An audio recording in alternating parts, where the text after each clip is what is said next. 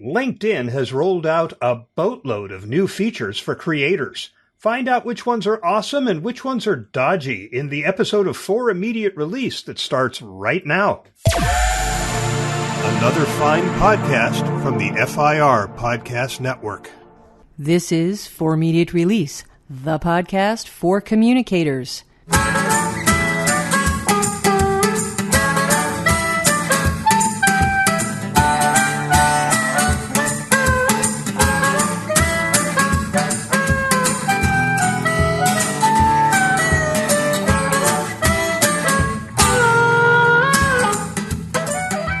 Welcome, everybody, to episode number 243 of For Immediate Release. This is Shel Holtz.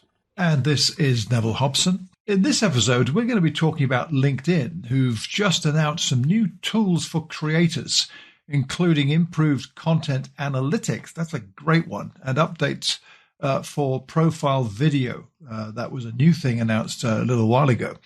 And newsletters.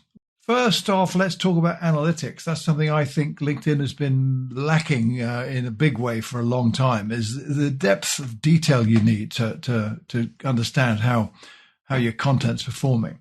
But they are building on the existing creator mode tools that I mentioned they launched before, adding more insights to help creators plan and optimize their on-platform content approach. And by the way, when we talk about creators, that means people like you and me who are on LinkedIn, who have the ability to do this. They call us creators. So it's pretty interesting what they're doing. The new creator mode statistics will provide a more in-depth overview of content performance, helping you to better understand what's resonating and what's not with your LinkedIn audience. LinkedIn is also rolling out improved post analytics. They say members will see analytics detailed in a summary page, along with more in-depth data like impressions and reshares. This data is available for all post types, whether it's an article, a video, or simply a text post. They're also adding more tools to help creators build their audience, including improved profile video tools and new metrics on profile video views. A new profile video ring will now also be displayed in feed and search so that people will be aware that you have a profile video active on your page where they can learn more about you and your experiences. And that's not all. They're also adding a subscribe bell, which will enable a creator's audience to get alerts whenever they share something new, while it's also incorporating the capacity for creators to showcase their newsletter in the featured section of their profile, helping people to more easily discover and subscribe to their content. Now, that's a huge list of stuff that LinkedIn has built into this. It's difficult to get your head around all of it, especially the way I've just rattled it all off. So if you're listening to this, you're wondering, what does this mean to me? And of course, that's the big question. How do you make use of this? How do you take advantage of these new tools in LinkedIn?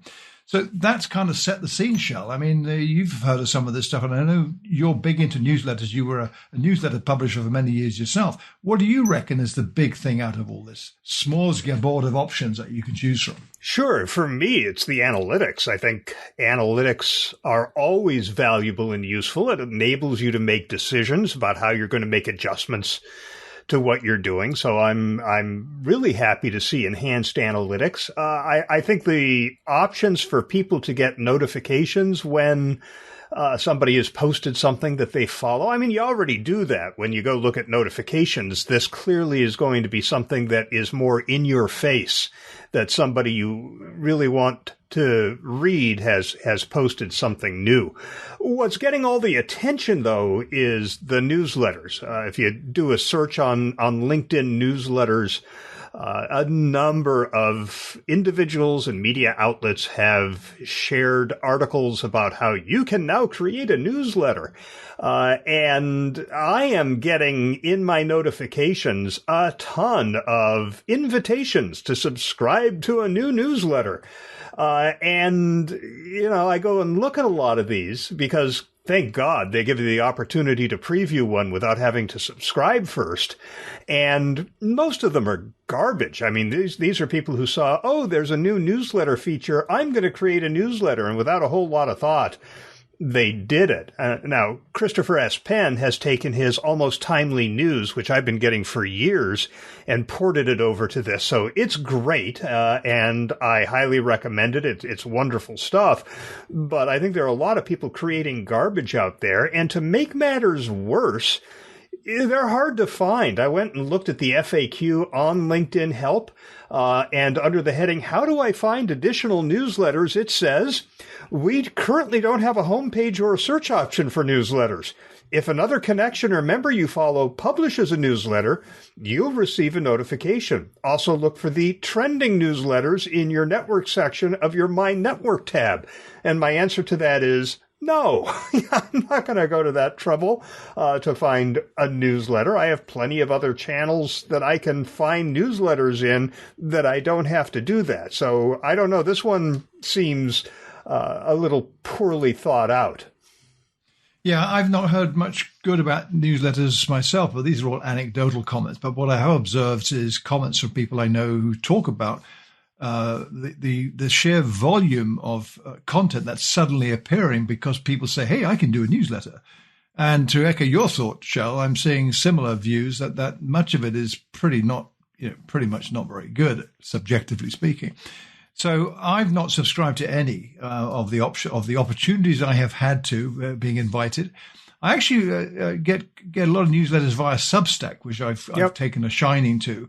Nearly all of them free ones. It's a handful I pay for because they're worth getting. And I'm not sure I want to kind of replicate that on LinkedIn. It's not a place I see as the go-to place for newsletters that aren't, in my terminology, marketing spam, which is what a lot of them seem to be.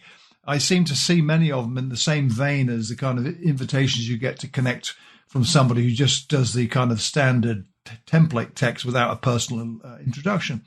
But nevertheless, I recognize there are a lot of people who will find this beneficial if what they produce can kind of rise above the sea of flotsam and jetsam out there and really make a difference and attract attention. That's what you've got to do. I'm most interested in the analytics, though, I have to say, because that, as I said earlier, has been lacking a lot, I think. And if they can improve that and offer more depth to help you understand what's doing well, what's not, how your content is reaching people, if you have that kind of methodology you can apply to your content, which from a business point of view, you'd be wise to do that. And all of this stuff, video profile views, that's an interesting one. I've not done that myself, and I don't actually know anyone I'm connected with who has. But I could imagine that depending on your circumstances, a 30-second video clip, and presumably you're not going to be having someone doing like a 3-minute video as their intro on their profile, could be beneficial. So the platform is, I think, recognizing the reality today that there are other choices people have. The article that I've referenced that comes from Social Media Today talks about what TikTok's up to in this regard. Traditionally not seen as a business career-oriented social network, but neither was Facebook originally, and yet a lot of business stuff happens on that platform. So those kind of rigid dividing lines are very blurred these days in terms of where people go to connect with other people for whatever reason it might be, including business. So maybe they're recognizing that things are changing quite a bit. So I think it's good they're doing this. To your point about discovery, this is probably then teething trouble in the early days. I haven't got to that bit yet, but I think it is to make of it what you will if you're on the platform, and if you're active on LinkedIn, this all seems pretty worthwhile to me. Yeah, I don't know that I would have rolled this out before they had the discovery capabilities up. I think that's part of the appeal to a potential newsletter publisher. You mentioned that I used to do a newsletter back when I was self-employed. It was called the Friday Wrap. It was a wrap-up of stuff that I had been saving in my Tumblr blog for the week before that Friday. And I sent it out as an email to a list of people who subscribed, but I also shared it on LinkedIn. And how did I do that? I used LinkedIn articles to publish my newsletter. So I'm not really sure what the benefit is of using their newsletter feature when the articles just worked fine. And I know I wasn't the only one doing a newsletter using articles. articles. And those are discoverable, right? You can search articles. So I don't know. It seems a little flimsy to me. Well, they're probably, I think, restructuring a lot of what they're offering and kind of setting them up to be used in a certain way, and hopefully people will do it like that. That could be the reason, or a reason as to why they've done this. I think it's broadly to do with the landscape shifting. The competition is greater. People have better choices or more choices, and they want to be sure that they keep them close on the platform, so they're enhancing what you can currently do there. That's kind of how I'm reading it a bit. Yeah, I think that's probably a good read.